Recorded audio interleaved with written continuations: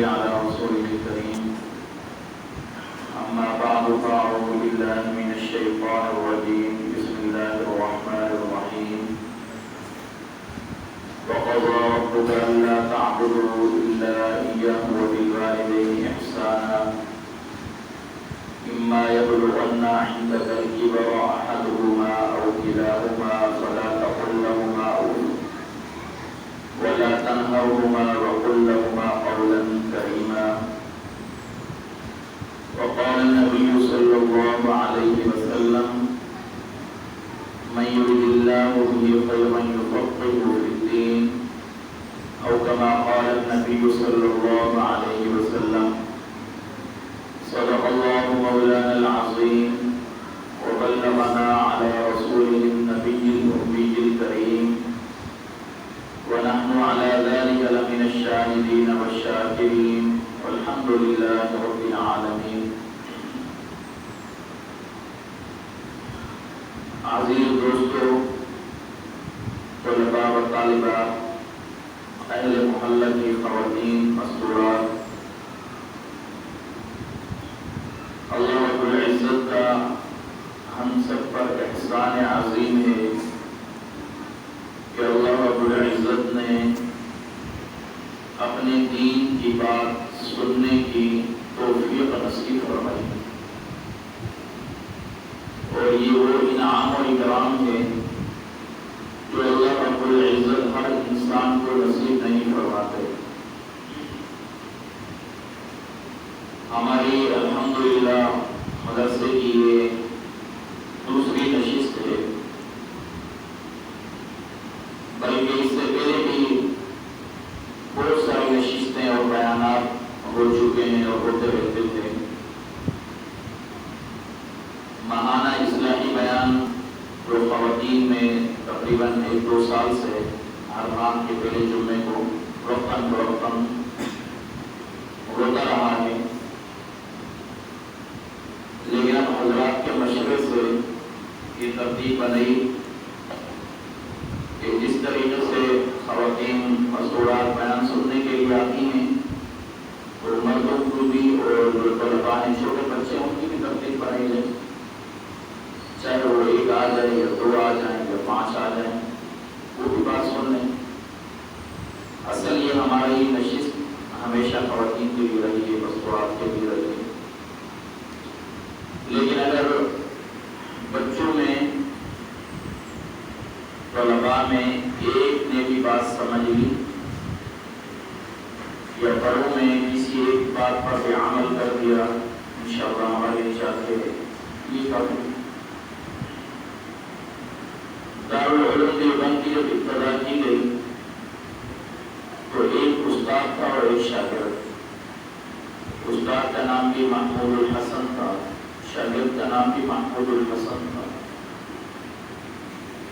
ایک استاد اور ایک شاگرد سے ابتدا کی گئی، لیکن اللہ رب العزت نے اس کو اتنی مقبولیت نصیب فرمائی کہ دارالعلوم دیوبند کی پوری دنیا میں شاخیں موجود ہیں. یہ دوسری شاخیں پوری دنیا میں. ایک استاد نے اپنے اخلاص کے ساتھ اپنے اس شاگرد کے ساتھ اتنی محنت کرائی کہ اللہ رب العزت نے اتنا کام لیا کہ پوری دنیا میں شاگردوں کی تعداد بڑھ گئی اور دیوبند مدارس کے مکاتب کے جو وجود میں آنے لگے.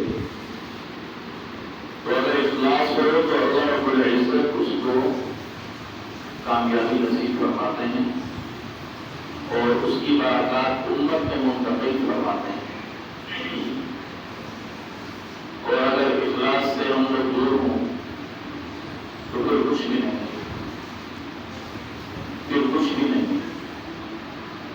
تو اللہ رب العزت نے ہم پر احسان عظیم کیا ہے کہ اللہ رب العزت نے ہمیں یہاں آنے کی توفیق نصیب فرمائی. گزشتہ ماہ جو ہمارا موضوع تھا وہ تھا محرم الحرام کے حوالے سے، اور اس نشست کا جو موضوع ہے میں کوشش کروں گا کہ اسی موضوع کے اندر رہوں. حقوق والدین اور اولاد حقوق. سب سے پہلے قرآن پاک کی جو آیت پڑھی گئی اس کا ترجمہ سن لیں. اللہ رب العزت نے قرآن پاک میں ارشاد فرمایا کہ وَقَضَىٰ رَبُّكَ أَلَّا تَعْبُدُوا إِلَّا إِيَّاهُ۔ رب العالمین یہ فیصلہ کر چکے ہیں کہ میرے علاوہ کسی کی عبادت کو نہ پسند کروں گا نہ قبول کروں گا۔ اللہ رب العزت یہ فیصلہ کر چکے ہیں کہ اپنے علاوہ نہ کسی کی عبادت کو پسند کروں گا نہ قبول کروں گا، عبادت میری کرو گے، اور اگر کسی اور کی عبادت کرو گے تو قابل قبول نہیں۔ آیت کا پہلا حصہ۔ نمبر 2، وَبِالْوَالِدَيْنِ إِحْسَانًا، اپنے والدین کے ساتھ اچھا سلوک کرنا ہے۔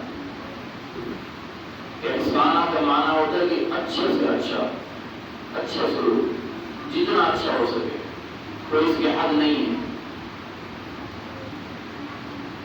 إِمَّا يَبْلُغَنَّ عِندَكَ الْكِبَرَ أَحَدُهُمَا أَوْ كِلَاهُمَا، اس وقت اچھا سلوک کرنا ہے۔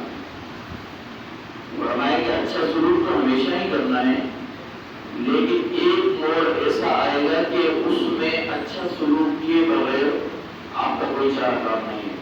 وہ کون سا موڑ ہے؟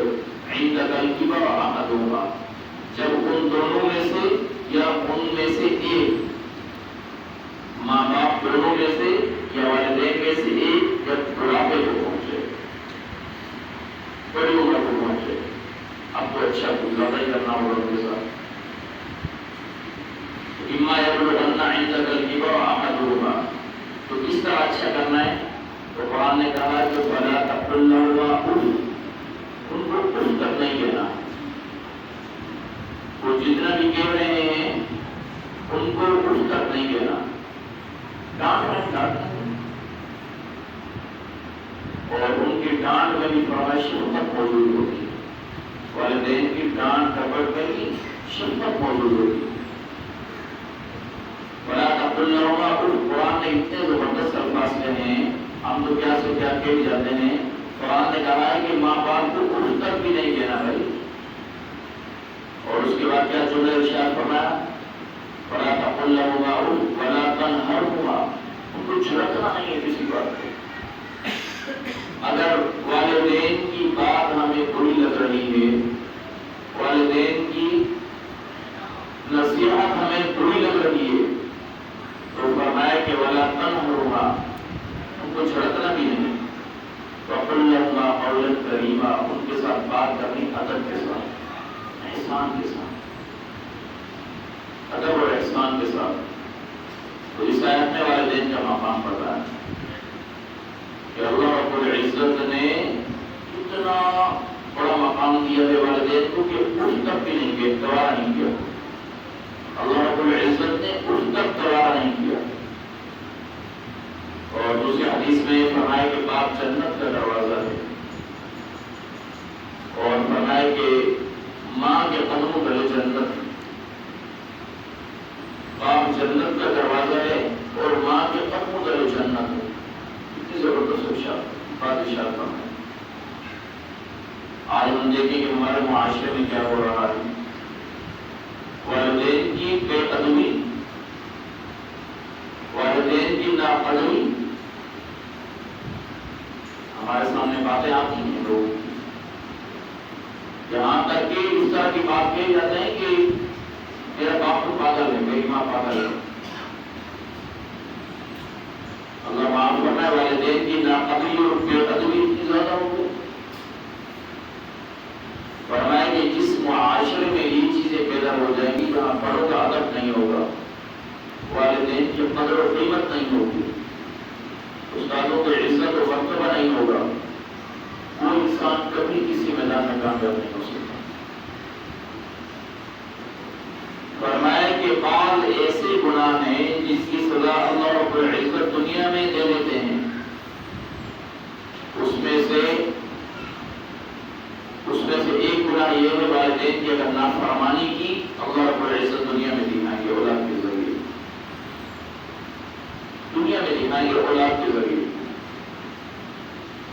اور ہم نے یہ دیکھا ہے کہ جس نے اپنے ماں باپ کی بات کو مانا، باپ کی قدر کی، ہاں ماں کی قدر و منزلت کو پہچانا، اللہ نے اس کو اونچا مقام دیا قرآن کی برکت سے۔ لکھا ہے کہ 3 بندوں کی دعائیں ہمیشہ قبول ہوتی ہیں، اور 3 بندوں کی دعائیں بد دعائیں بھی ہمیشہ قبول ہوتی ہیں، جتنے بھی گنہگار ہو۔ 3 بندوں کی دعائیں ہمیشہ قبول ہوتی ہیں، جتنے بھی گنہگار ہو، اور 3 بندوں کی بد دعائیں بھی ہمیشہ قبول ہوتی ہیں، جتنے بھی گنہگار ہو۔ نمبر 1 مظلوم کی دعا، اور نمبر 2 والدین جب اپنے اولاد کے لیے دعا کرتے ہیں، اللہ ضرور قبول فرماتا ہے۔ ہاں اسٹیپ بائی اسٹیپ پہ ملتا ہے، دعائیں قبول ہوتی ہیں، ٹائم لگتا ہے، کبھی جلدی کبھی دیر کبھی بعد، لیکن فرمایا کہ قبول ہوتی ہے۔ اور نمبر 3 استاد کی دعا اپنے شاگردوں کے لیے قبول ہو۔ آج جو ہم یہاں بیٹھے ہیں، یہ اساتذہ کرام کی والدین کی دعاؤں کی بدولت، ان کی برکت، اور ان 3 بندوں کی بددعائیں ہمیشہ قبول ہوگی، جتنے گنہگار ہوں۔ فرمایا کہ جب ماں باپ اپنے بچوں کو بددعائیں کر لیں، قبول ہوگی، برباد ہو جائے گا یہ بچہ، اس کی زندگی خراب ہو جائے گی، دنیا اور آخرت اس کی دونوں برباد ہو جائے گی۔ اور نمبر 2 جب مظلوم ظالم کے حق میں بد دعا کرتا ہے، اور نمبر 3 جب استاد اپنے شاگرد کو بد دعا دیتا ہے تو وہ شاگرد گیا، کسی کام کا نہیں رہے گا، بالکل فارغ۔ اللہ رب العزت اس کو علم دین سے محروم کر دیں گے۔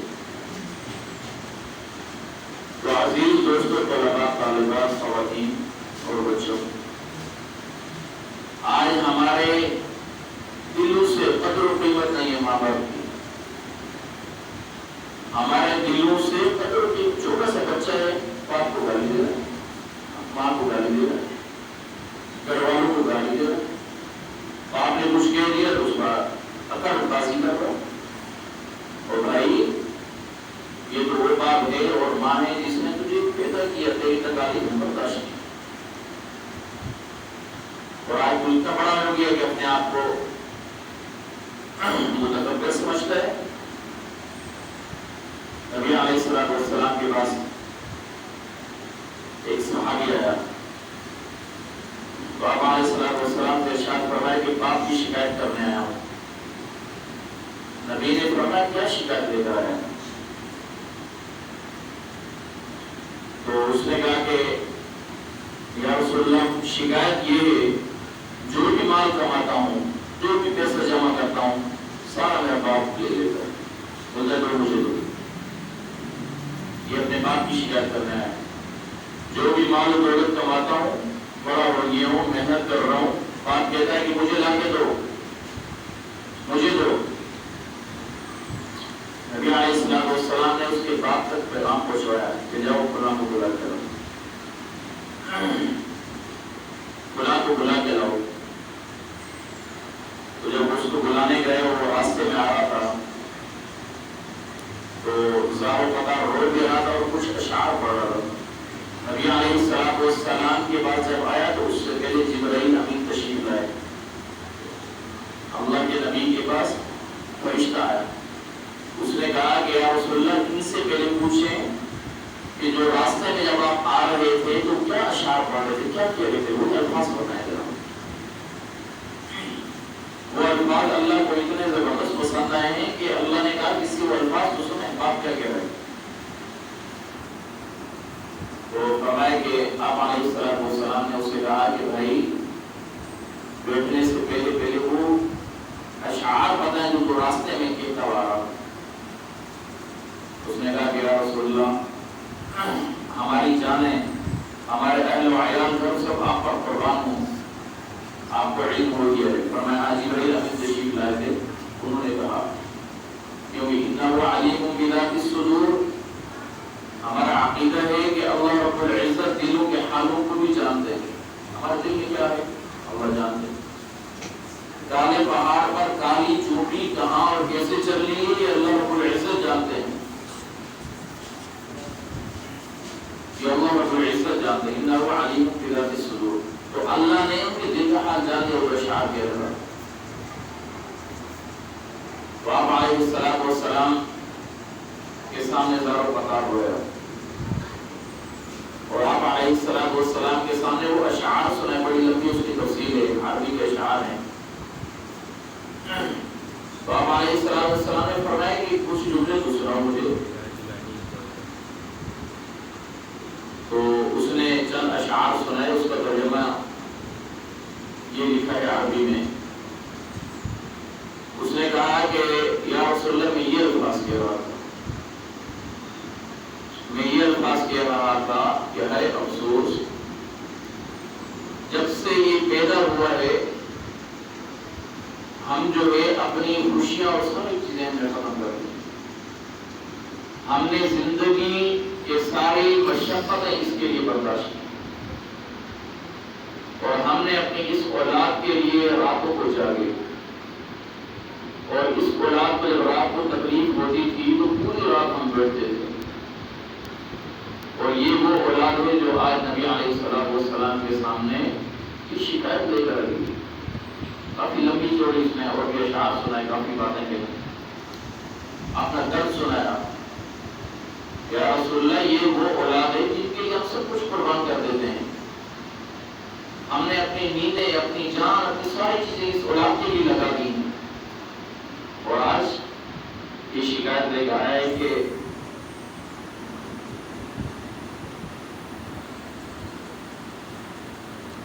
میرا باپ جو ہے اس سے مال چھین رہا ہے. تو نبی علیہ السلام نے گریبان سے پکڑا اس کے بچے کے، اس لڑکے کے جو شکایت لے کر ہے. نبی نے فرمایا کہ انتا و مالک لابیک، نکل جائے یہاں سے، تو اور تیرا مال اور تیری سب چیزیں تیرے باپ کے لیے، کچھ نہیں تیرا. تو نبی نے اس لیے ارشاد فرمایا کہ بھائی تو جو گھمنڈ کر رہا ہے اپنے مال پر، اپنے عہدے منصب پر، اپنے کمانے پر، انتا و مال کو، تو اور تیرا باپ، تو اور تیرا مال، ساری چیزیں لی ابھی کا تیرے باپ کے لیے. تیرا باپ چاہے تو سارا مال تجھ سے لے لے، تیرا باپ چاہے تو جو کام تجھ سے، جو شرعی کام ہے، جو بھی کروانا چاہے، جو بھی تیری ڈیوٹی لگا دے، تیرا اپنا کچھ بھی نہیں. تو نبی علیہ السلام نے یہ تلقین کی اولاد کو. اور آج اولاد کا یہ حشر ہے، تھوڑے سے بڑے ہوتے ہیں، اپنے پاؤں پر کھڑے ہوتے ہیں، چاہے بچیاں ہوں یا لڑکے ہوں، تو آنکھیں دکھانا شروع کر دیتے ہیں باپ کو. جیسے باپ ان کا نوکر ہے، زندگی گزار دی باپ نے ان کے لیے، کسی ان کا نوکر ہے. نوکر بھی نہیں سمجھتے بلکہ اس سے بھی گھٹیا سمجھتے ہیں.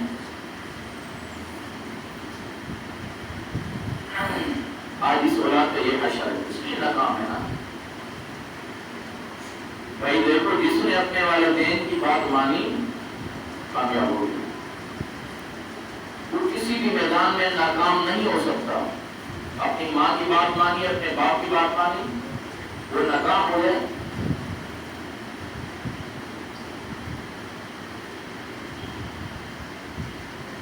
نبی علیہ السلام ایک مرتبہ ممبر پر تشریف لائے.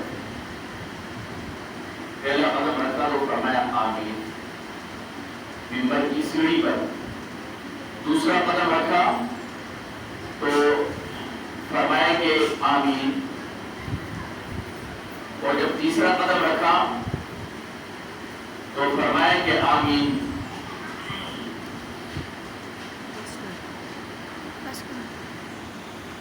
نبی علیہ السلام سے صحابہ کرام رضوان اللہ علیہم اجمعین نے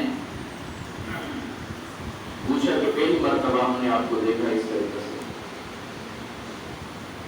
پہلی مرتبہ دیکھا کہ آپ نے پہلی سیڑھی پر قدم رکھا، فرمایا آمین، دوسری پر رکھا آمین، تیسری پر کیا وجہ؟ آپ علیہ السلام نے ارشاد فرمایا جبرائیل امین تشریف لائے تھے، میں نے پہلی سیڑھی پر قدم رکھا تو انہوں نے فرمایا کہ تباہ و برباد ہو جائے وہ شخص جس نے رمضان کا مہینہ پایا اور اپنی مغفرت نہ کرا سکا. میں نے کہا اچھی بات ہو جائے، برباد ہو جائے وہ. دوسری سیڑھی پر قدم رکھا تو نبی نے فرمایا کہ تباہ و برباد ہو جائے وہ شخص جو میرا نام سنے مجھ پر درود نہ بھیجے. اللہم صلی علی محمد، آپ بھی کہتے ہیں اللہم صلی علی محمد، تو میں نے کہا آمین۔ فرمایا کہ میں تیسری سیڑھی پر قدم رکھا، تیسری سیڑھی پر قدم رکھا تو جبرائیل امین نے ارشاد فرمایا تباہ و برباد ہو جائے وہ شخص جس کے ابو یا امی زندہ ہوں، والدین زندہ ہوں، ان کی خدمت کر کے جنت کو حاصل نہ کر سکے۔ تو میں نے کہا آمین۔ نبی نے بددعا دی، ماں باپ کو گالیاں دیتے ہو، نبی نے بددعا دی، 2 گالیاں جن کی دے گی، فرمایا برباد ہو جائے گی۔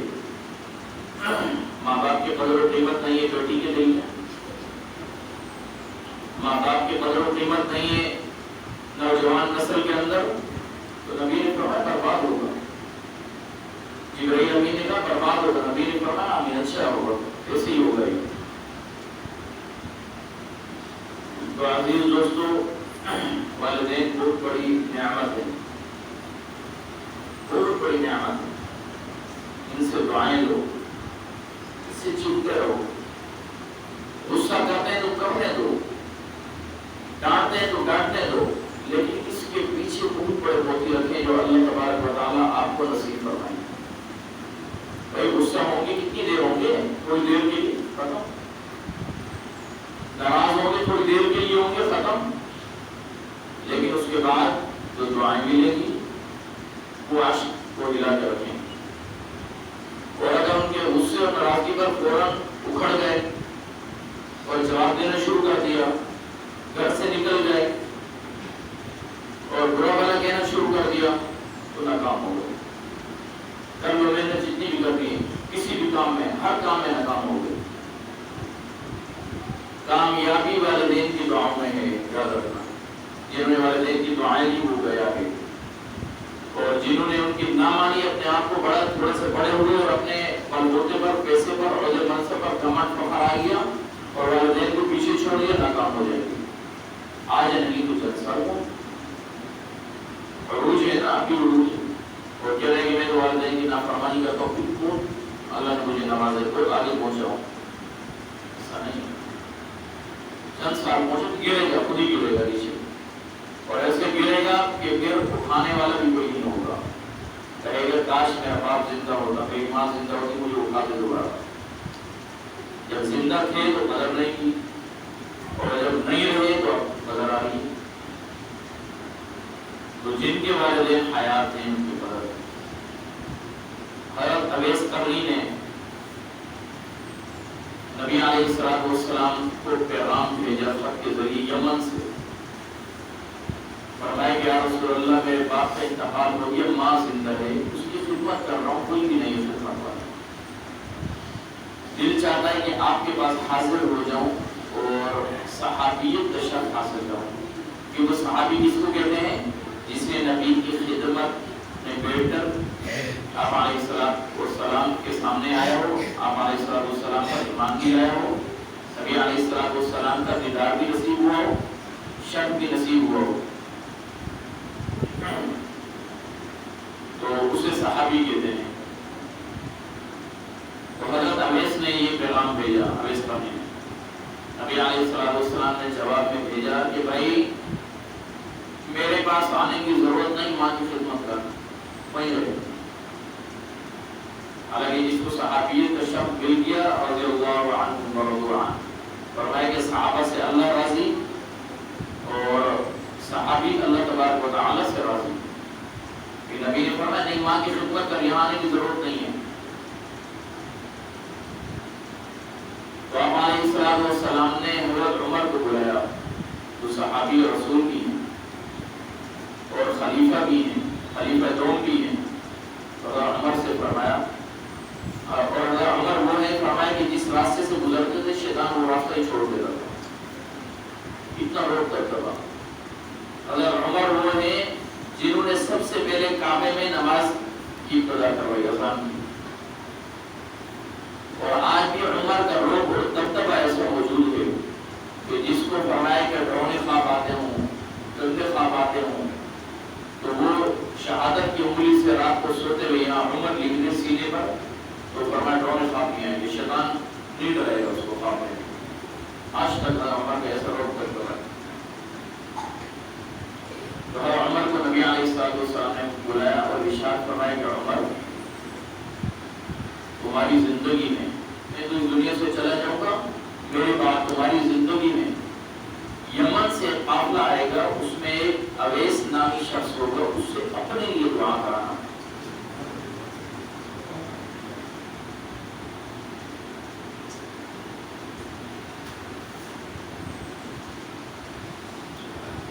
تو اتنی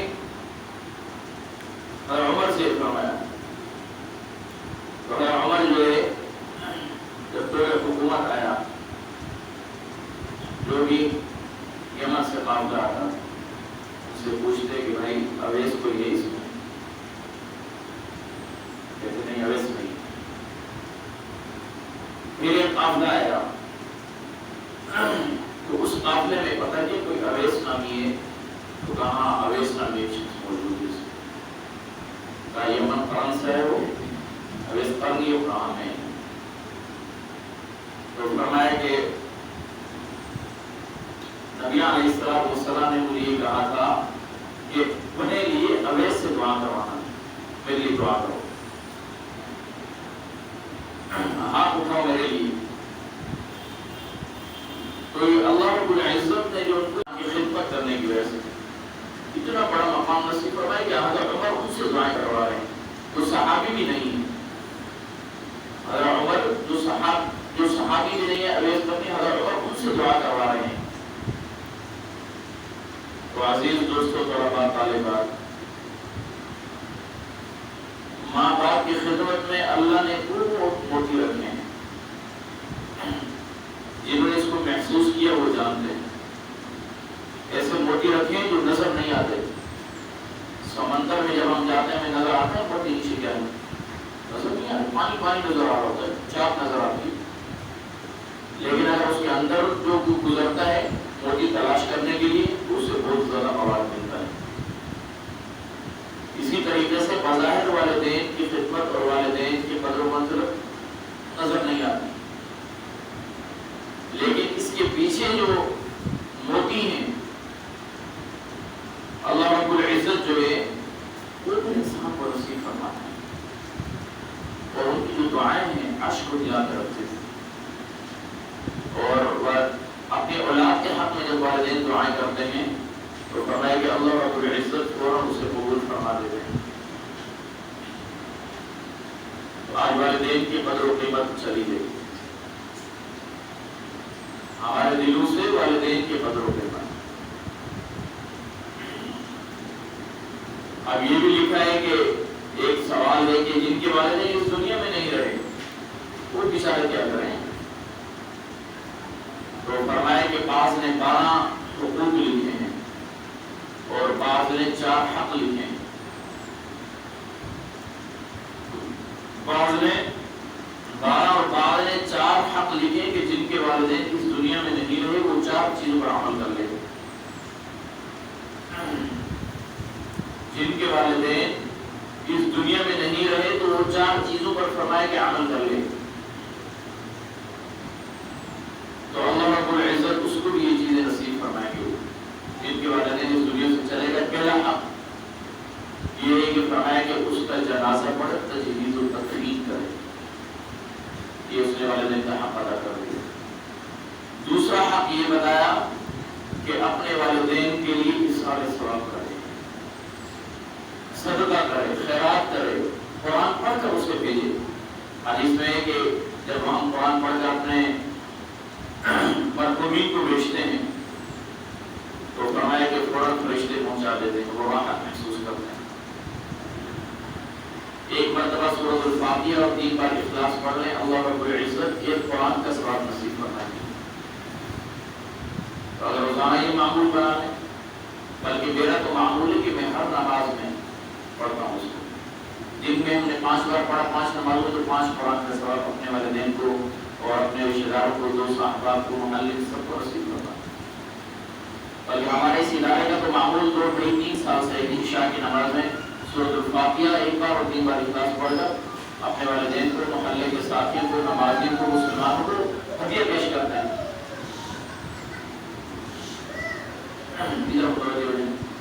ان کو ہدیہ پیش کرتے ہیں. تو یہ کام مشکل تو نہیں ہے. جن کے والدین نہیں رہے کیا وہ ہر نماز میں ایک بار سورہ فاتحہ 3 بار اخلاص نہیں پڑھ سکتے؟ کیا ہمارے والدین کا اتنا بھی حق نہیں ہے کہ ہم انہیں ایصال ثواب یہ پہنچائیں؟ یہ کون سا مشکل کام ہے؟ ایک قرآن کا حدیث میں کہ ایک قرآن کا ثواب اجر و ثواب ہے اس کے پڑھنے سے. اور تیسرا حق فرمایا یہ ہے جن کے والدین نہیں رہے. تیسرا حق یہ ہے کہ اگر ان پر قرضہ تھا تو وہ ادا کرنا ہے. اور چوتھا حق یہ ہے کہ جن کے والدین نہیں رہے فرمایا کہ اپنے والدین کی جو دوست تھے ان سے محبت سے پیش آنا، ان سے ملاقات کرنا، اور جس طریقے سے اپنے والد کی زندگی میں جو ان کو ہدیہ پیش کرتے تھے ہم بھی انہیں ہدیہ پیش کریں. جس طریقے سے وہ پیار محبت سے ان سے ملاقات کرتے تھے ہم بھی ان سے ملاقات کریں. تو یہ ان کے لیے ہے جن کے والدین اس دنیا میں نہیں ہیں. یہ 4 باتوں پر اگر عمل کریں گے تو اللہ رب العزت والدین کے حقوق ادا کرنے کی توفیق نصیب فرمائیں. اب اسی طریقے سے جس طریقے سے اولاد کا حق ہے اپنے والدین پر، اپنے ماں باپ پر، کیا ماں باپ پر بھی اولاد کا حق فرمایا؟ والدین کا بھی حق ہے. ان کو بے آسرا نہیں چھوڑنا، بے یار مددگار نہیں چھوڑنا. فرمایا ان کا بھی حق ہے کہ وہ کس طریقے سے ان کا حق ادا کریں. فرمائے کہ ان کے حقوق میں سے کہ پہلا حق یہ ہے کہ اچھا اور پیارا نام رکھیں. اچھا اور پیارا نام. آپ علیہ السلام کے ناموں میں سے، اللہ کے ناموں میں سے ایک بچہ پیدا ہوا، لکھا تھا کہ وہ بہت زیادہ لال تھا. ہوتے ہیں بال بچے سے، والدین نے اس کا نام رکھ دیا، یا تو لطیفے کے طور پر کسی نے اس میں لکھ دیا. والدین نے اس کا نام رکھ دیا لال بیگ. لال بیگ نام رکھ دیا، بہت زیادہ لال، یہ بھی نام ہے. تو پہلا حق کیا ہے والدین کا کہ اولاد کے لیے اچھا نام تجویز کرنا. فرمائے کہ اولاد اس میں دوسرا حقوق یہ ہے کہ اس کی اچھی تربیت کرنا، دین کی طرف راغب کرنا، دین کی طرف توجہ کرنا. آج جو ہے اولاد جب نافرمان ہو جاتی ہے تو پھر پریشان ہوتے ہیں. بھائی آپ انہیں کسی طرح جوڑ تو دو، کسی کے ساتھ دین کے ساتھ جوڑ تو دو، کسی دین والے کے ساتھ تو تھوڑا بہت تو جوڑ دو. اور یہ ہمیشہ تجربہ اور مشاہدہ رہا ہے کہ جو نوجوان نسل یا جو بچے اپنے علماء کے ساتھ یا دینی مدارس مسائل سے جڑے ہوئے ہوں گے وہ کبھی گمراہ نہیں ہوں گے اور زیادہ نافرمان نہیں ہوں گے. بڑے نافرمان گمراہ کبھی نہیں ہوں گے، بے دین نہیں بنیں گے. گمراہ سے کیا مطلب ہے کہ اللہ نہ کرے قادیانی نہیں بنے گا، اللہ نہ کرے ہندو نہیں بنے گا، اللہ نہ کرے عیسائی نہیں بنے گا. اس کا ایک بڑا فائدہ یہ ہوگا. اور دوسرا فائدہ ہمیں اپنی ذات کو ہی ہوگا. دوسرا فائدہ ہمیں یہ ہوگا کہ ہماری اولاد جو ہے اچھی بات جو سیکھ کر آئے گی، کم از کم اور کچھ نہیں تو اتنا تو ہوگا کہ وہ ڈنڈا اٹھا کے ہمیں مارے گی نہیں. اتنا تو اس کے دل میں خوف آ جائے گا، اتنا تو اس کے دل میں خوف آ جائے گا کہ ہمیں گھر سے باہر نہیں نکالے. اتنا تو اس کے دل میں خوف آ جائے گا کہ میں اپنے ماں باپ سے سامنے کھڑے ہو کر جھگڑا نہ کروں.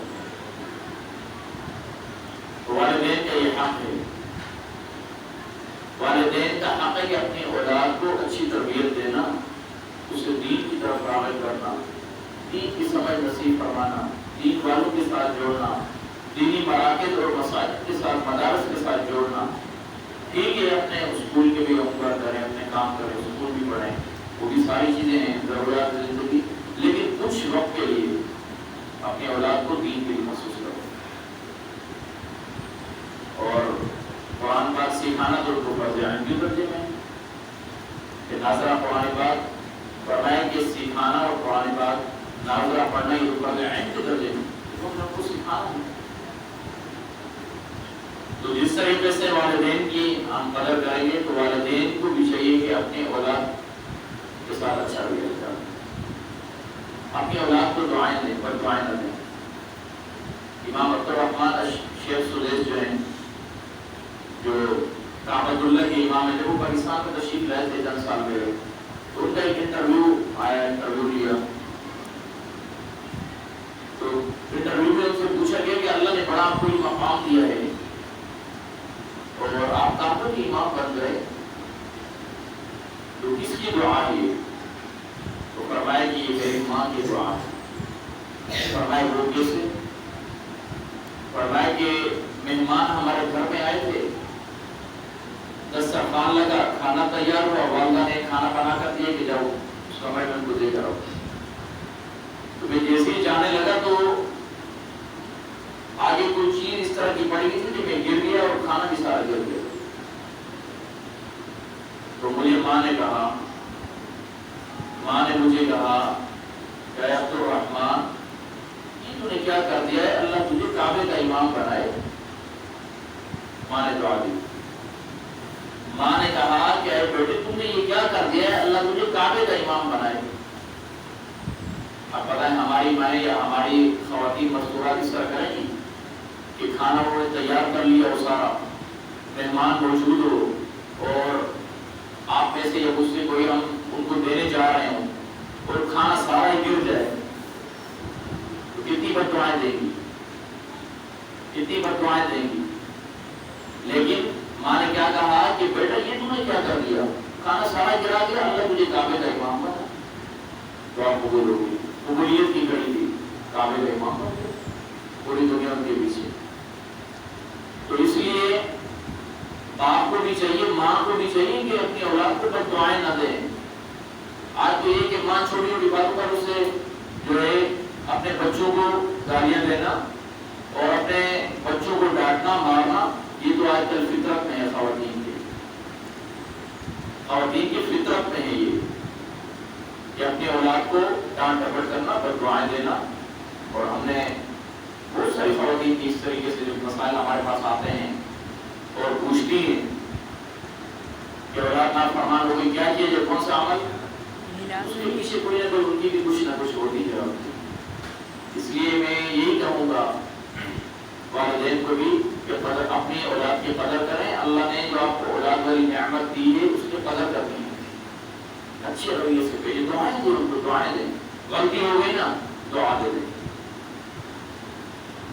غلطی ہو گئی دعا دے دیں، بس دعا سے نکل، بس دعائیں ہم نے دی اور پتہ چلا قبولیت کی گھڑی تھی، اسی وقت پر دعا قبول ہو گئی تو اس کا تو بیڑا غرق ہو گیا نا، وہ بیچارہ یا وہ بیچاری ہو تو گئے، ان کی دنیا کو خراب کر دیا۔ ٹھیک ہے ماحول ایسا بن گیا ہے، لیکن ہم بھی اس کی اچھی تربیت اس کو بہت بڑی تمام ہمارے بڑوں کیا ترتیب تھی کہ نمازوں میں اور ویسے بھی اپنی آل اولاد نسلوں کے لیے دعا، یا اللہ ہماری آل اولاد نسلوں کو اچھا بنا دعاؤں کا۔ آج ہم اپنے بچوں کے لیے دعائیں کریں اور اگر غلطی ہو جاتی ہے تو پھر دعائیں، جب تک دعائیں دیں گے تو اثرات تو اس کے آئیں گے نا سامنے ہمارے، بس دعاؤں کے اثرات تو سامنے آئیں گے، اور جب دعائیں دیں گے تو اللہ رب العزت اس دعاؤں کی برکت سے اس اولاد کو، اس نسل کو کھڑا کریں گے، اس سے کام لیں گے، اور اللہ رب العزت جو ہے اس کو دنیا والوں کے لیے پیمانہ بنائیں گے، لوگ بھی رش کریں گے کہ بھائی یہ کس کی اولاد ہے، کس کا بیٹا ہے۔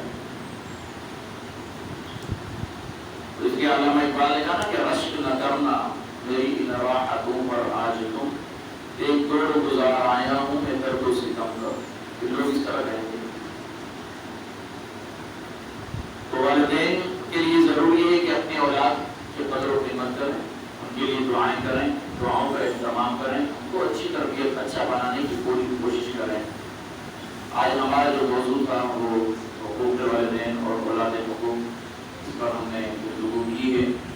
بعض ساتھیوں کا اصرار آیا تھا جب یہ موضوع میں منتخب کر چکا تھا کہ سفر کا مہینہ شروع ہو گیا ہے تو اس کے حوالے سے آپ اس مہینے جو سفر کے حوالے سے ہی بیان فرمائیں، لیکن میں نے انہیں کہا کہ میں موضوع منتخب کر چکا ہوں لیکن بیان کے آخر میں 2-3 منٹ کچھ باتیں سفر کے مہینے کی بتا دوں تاکہ اس کا بھی علم ہو جائے۔ ماہ سفر ان مہینوں میں سے ہے جو 4 مقدس مہینے ہیں، اس میں سے 3 مہینے ابھی پہلے گزر چکے ہیں، اس کے بعد یہ آتا ہے جو 3 مہینے مقدس گزر چکے ہیں، جس میں جنگ و جدال کرنا اور ذی القعدہ، ذی الحج اور محرم، یہ 3 اعلیٰ مہینے ہیں جس میں جنگ و جدال کرنا، اور محترم مہینے جنگ و جدال نہیں کی جاتی، محترم مہینے ہیں اللہ رب العزت کے نزدیک۔ اس کے بعد یہ جو مہینہ آ رہا ہے سفر کا اصل معنی خالی، اصل معنی اس کا یہ، تو سفر میں یہ ہوتا تھا کہ لوگ نکل جاتے تھے جنگ و جدال کے لیے اور گھر خالی ہو جاتے تھے، میدان جنگ کے میدان شروع ہو جاتے تھے، تو اس لیے اس کا نام پھر سفر یعنی خالی مہینہ، اصل اس کا معنی یہ۔ تو آپ علیہ السلام کے زمانے سے بھی جو قبائل تھے وہ اس مہینے کو منحوست کا مہینہ سمجھتے تھے، یہ منحوس مہینہ ہے، یہ منحوس ہے۔ تو نبی علیہ السلام نے ارشاد فرمایا لا سفر، سفر میں کوئی نحوست نہیں ہے، کچھ نہیں ہے،